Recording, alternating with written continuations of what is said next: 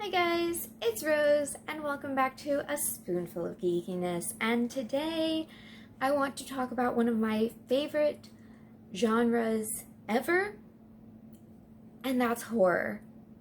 I don't look like the type of person who would normally enjoy horror. I mean, I go for sparkly, dangly, pretty things, and I'm, not a super fan of the classic horrors like Halloween, Texas Chainsaw Massacre, Friday the 13th, and I'll get into that later why I don't like those. But I legitimately love horror.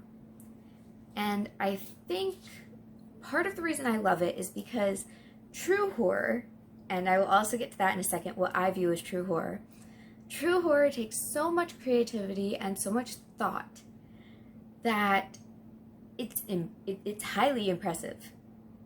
I mean, I could never come up with these scenarios or anything. I have watched so many horror movies. I don't remember when my obsession started. I don't remember what movie it started with or anything like that. I just remember becoming obsessed. I think one of my first horror films I know one of my first horror films ever was The Orphanage by Guillermo del Toro. It was beautiful and complex, and it didn't have needless blood and gore, which I hate. I feel like slasher pics, torture porn, and like body horror, I don't really consider any of those to be true horror, because when you take those basic things, a slasher, a movie where people just get tortured, or like the Human Centipede, which is gross, by the way, don't watch it, where they just take the human body and morph it into something scary. I guess The Thing also could technically count as body horror, but it has a good other element in it too. But anyways, you look at all these things and you ask, what makes them scary? What makes them horrific? And normally it is the fact that they are just disturbing or have a lot of unnecessary gore and blood and guts. And for me, I don't think that takes a lot of thought. Slashers, I hate slashers so much, because it's the same every time. It's a really difficult to kill psycho, or psycho that died and became a monster, or whatever, and they're just going around with whatever their weapon of choice is and cutting people up and blood spraying everywhere, and it doesn't take a lot of thought. Same thing with like zombies. I do like The Walking Dead. The only reason that I like it is because of the characters. I will admit I did not get real invested in it until like the third season. But I do love Walking Dead because of the characters, not because of all the zombie kills and all the blood and just icky stuff spraying all over the place. That's not why I watch the show. That's why some people watch the show. But I just feel like it's not creative. Because, that's something that anyone can come up with. True horror should make you feel something besides disgust. It should activate that fight or flight response. It should unnerve you. It should give you tingles on your skin. It should, give your brain something to really think about once it's over. And I feel like slasher, torture porn, body horror, they don't do that.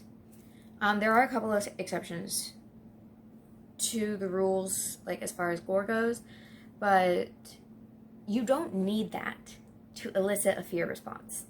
And that's all horror is about. It's taking anything and something mundane, something ordinary, and twisting it into something that is unnatural. So kind of like the uncanny valley effect, where if you don't know what the uncanny valley effect is, it is this point in our psyche where if we see something that represents or, you know, looks like it could be alive, it could be sentient, the closer it gets to looking like us, the more freaked out we are by it if it's not an actual person.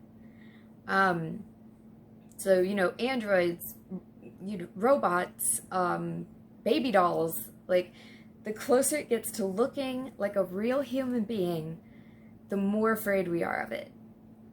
And that, I mean, the best movies use the uncanny valley effect for like creepy doll movies, creepy kid movies, because we recognize the creepy kids as something that shouldn't be natural, that they're not technically one of us, they're different.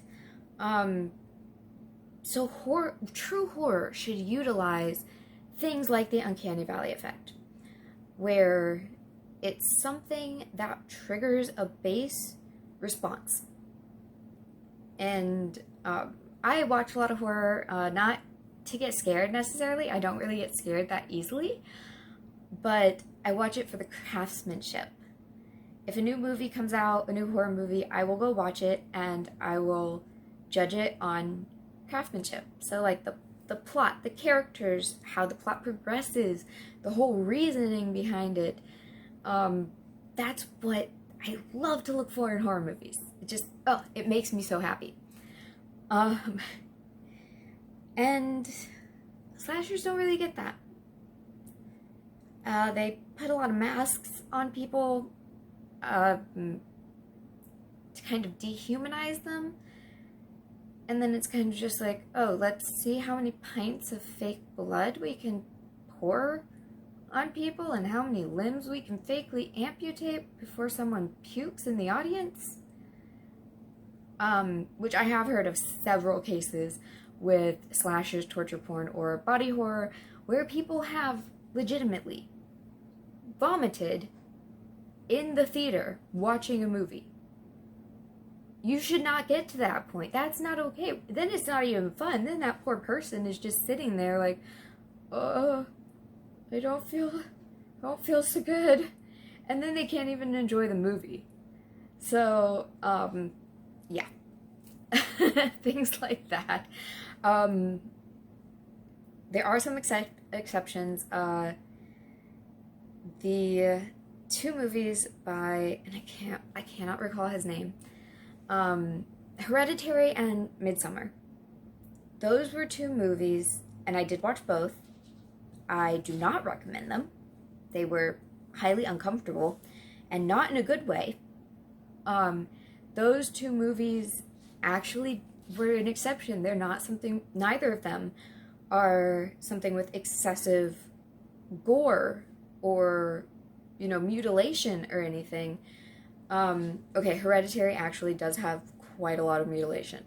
But, like, it's never over the top. There's not blood squirting everywhere and just ridiculousness.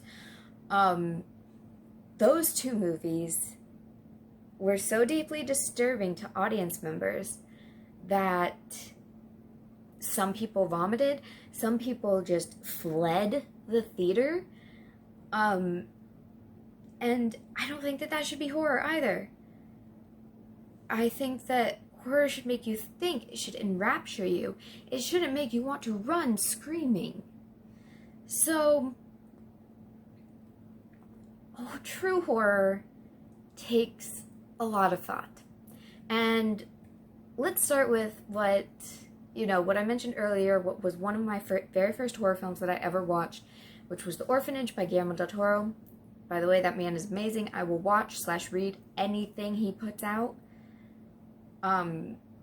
Because he is literally a genius when it comes to not only horror, but mixing in fantasy elements. He's great.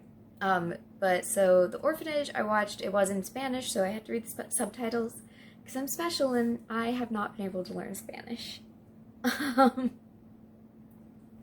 But, it was a great movie, and it took one of the most innocent things in our realm, in everything that we perceive, and turned it into something terrifying, which is children. Children are supposed to be innocent and need our protection constantly, and the Orphanage kind of preys on that. I'm not going to go into spoilers, but very obviously it is about an orphanage, and it is about a caretaker who is trying to figure out who is running around terrifying the children and turning the children basically into just weird, kind of catatonic and somewhat violent beings. And that whole concept is great. It also has a good dosing of paranormal, which I love. So it was woven together in such a way that it kept you intrigued. It kept you watching the screen. It was kind of like a good page-turner book. You wanted to keep watching. You had to know what happened. It had stakes. It had things that would innately scare most people, like creepy children.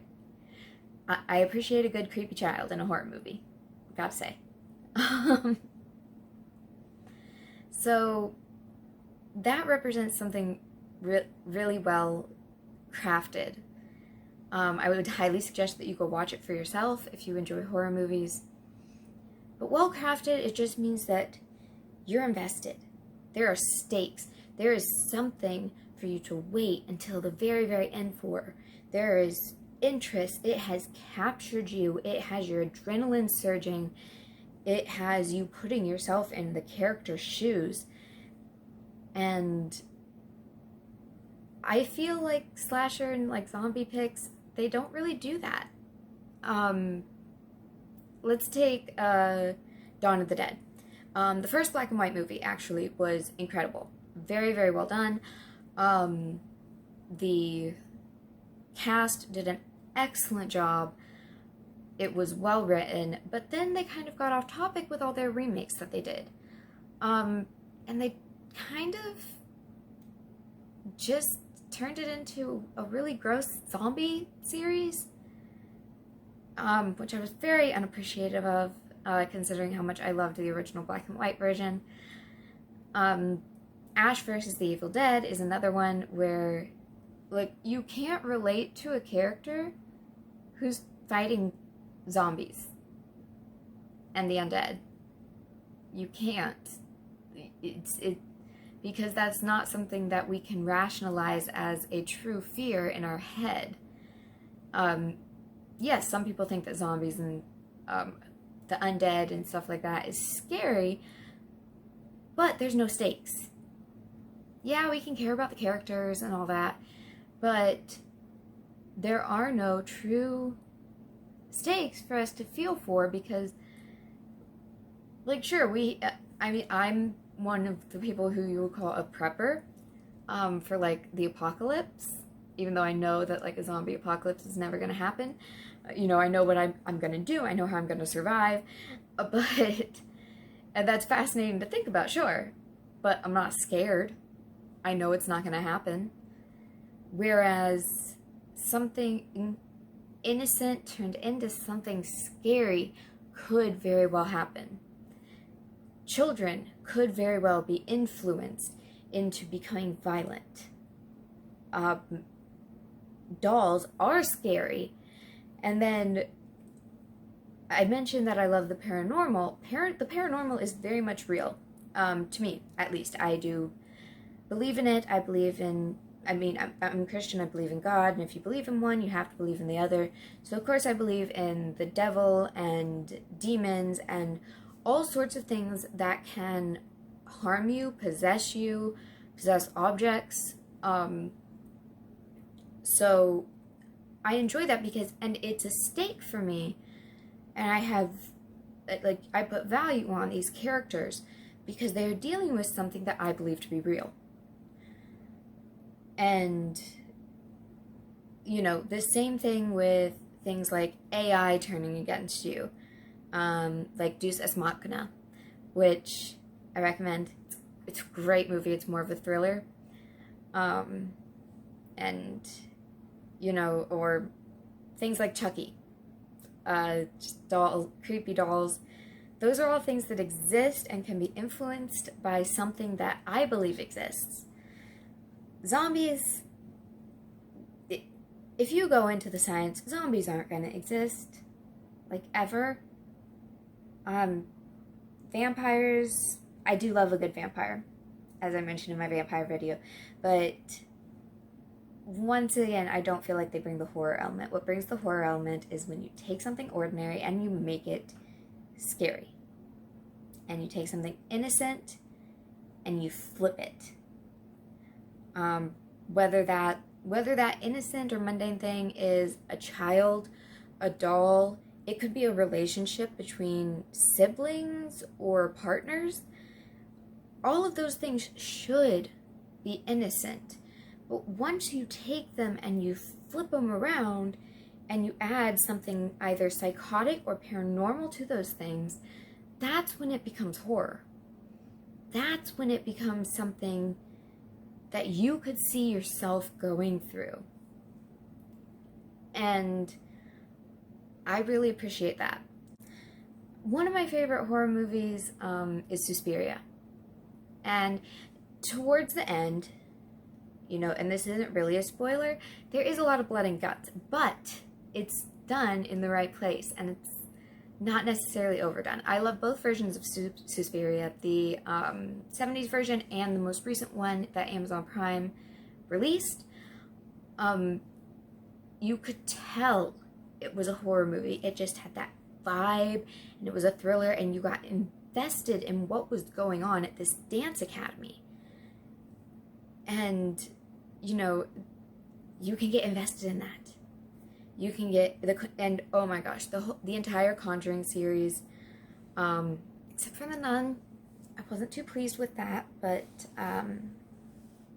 you know, other than that, the whole Conjuring series, the fact that it's based on true stories of these incredibly brave people who would go onto the demonic battlefield and fight that for other people who didn't know how to.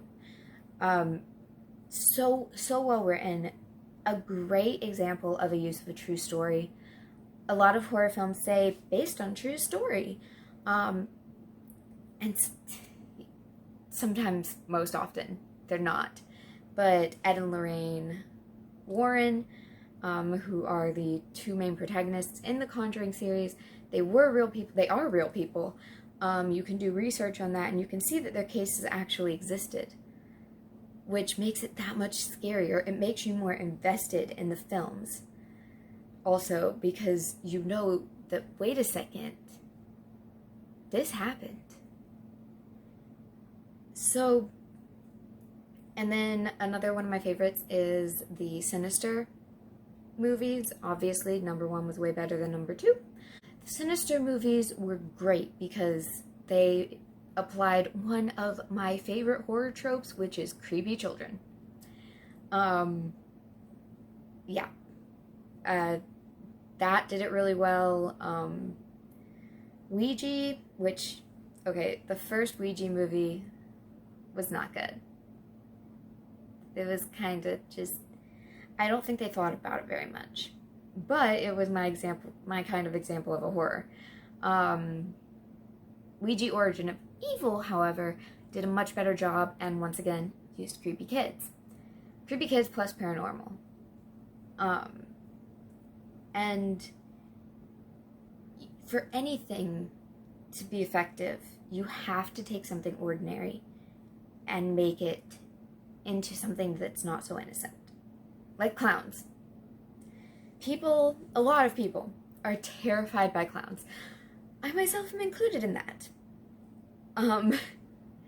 So when it came to it, with Pennywise, that was something that a lot of people found targeting their, irrational or primal fears. There is actually a psychological reason that people are afraid of clowns. It is because they do wear makeup to distort or cover their face, which makes them impossible for our brain to read them as another human. We know that that's a person, but because we can't see their true facial expressions, it activates a primal fear because we can't get a read on that person. There is a psychological reason that people are scared of clowns, but that's aside from the point. But that's why it was so successful, because so many people are scared of clowns, but then also there's just enough people who aren't, that would see something like Pennywise as a normal clown, as an innocent thing, kind of like how George does in the very beginning of the movie. He sees Pennywise and he's like, oh, a clown is my friend. And, that kind of childlike mentality, he doesn't realize what he's looking at. But then to know that Pennywise is something that is actually a being that feeds on fear, it's very, very well done, and it's something that, just kind of crawls under your skin. Excellent movie. I loved okay, I'm gonna say movie because the most recent versions of it were excellently done. Beautiful work. They didn't rely entirely on jump scares. There were quite a lot. I also think jump scares are kind of cheap. But, so they didn't rely too much on that. They relied solely on the creepiness of something that should be innocent and entertaining for children, and turning it into this monster that feeds on fear and feeds on our children, which is another primal thing that we're gonna react to. We don't want it, any adult, for the most part, has an instinctive need to protect children. When something threatens children in movies or in other media, it becomes horrific to us. Pennywise threatens children. That's what he feeds off of. So of course, that's something that we're gonna find horrific. And I do have one confession. I really like the Saw movies. I have rewatched them several times, not all of them. I love the Jigsaw Killer. John Kramer is great. Tobin Bell did a great job. And the Saw franchise is highly renowned for its amount of gore. But if you go back to the roots, if you go back and watch the very first Saw movie, there is only one instance of body horror, and most people know it, but I'm not going to say it just in case you haven't watched it. I don't want to ruin it for you. And the rest of it was based completely, except for the other victims that they show, like at the beginning, that Jigsaw is taken out. But that's not the point. The point of like, Saw and his traps, it's not to necessarily provide you with that shock factor of blood, which it kind of does for some people. It's all psychological. It is literally a man taking people, putting them in traps, and seeing how badly they want to live. That is a horror film. Once we got past, like, Saw 3, it started to kind of go downhill. It added more and more gore, which was unnecessary, and focused less on the psychological element of it, which I found very disappointing. The rebooted Jigsaw was great. It went back to, like, the original Saw roots of sticking with a good plot, characters, psychology behind those characters, what they did, what they do, what they have to survive, and I really liked it. I was super excited for Spiral from the Book of Saw. I thought it was going to be just as good. I was disappointed. It was very scatterbrained. yeah, if I had to come up with a word for it, I'd say scatterbrained. But as much as I hate body horror and gore, and I feel like it's unnecessary to truly horrify your audience, they did a good job at the beginning of Saw. As I said, it kind of just dissolved into chaos, into a gore fest, but most of the time, that gore was justified because of the horrific things that were happening in real life. And that was something that, you know, a lot of people could relate to. They could put themselves into those people's shoes in the traps, because there are psycho people out there. And it is not completely impossible for one of those psycho people to put people into deadly traps. So I think that that's what all good horror needs. It needs a believable element. It needs something that exists, or that a very large majority of people think exists. It needs that base of taking something that we don't normally view as scary and give it a psychotic or paranormal twist, vengeful spirits, just straight up crazy people, all that kind of stuff. And I feel like that's what makes horror true horror, is when you have something that can be perceived as real and concrete, that could actually potentially be a threat. And so yeah, I love horror. I know this video was kind of all over the place. I just wanted to talk about it. I've been watching horror movies lately, as well as true crime documentaries. It's just something that I enjoy, and I wanted to share that enjoyment with you. So like, even if this was rambly, and it's definitely not a dissertation on what horror is. It's just bits and pieces all over the place. You know, I had fun sharing it with you guys, and I hope that what I said made sense. I always hope what I say makes sense. But I hope that all made sense. I hope you had fun kind of listening to me and my opinions about horror. And I think looking at production value and construction and things like that definitely makes me a horror geek. So, there you go. Spoonful of horror geekiness. So, I hope that has given you your spoonful of geekiness for the day. And as a madman in a box once said, run fast, laugh hard, and be kind. Bye, guys.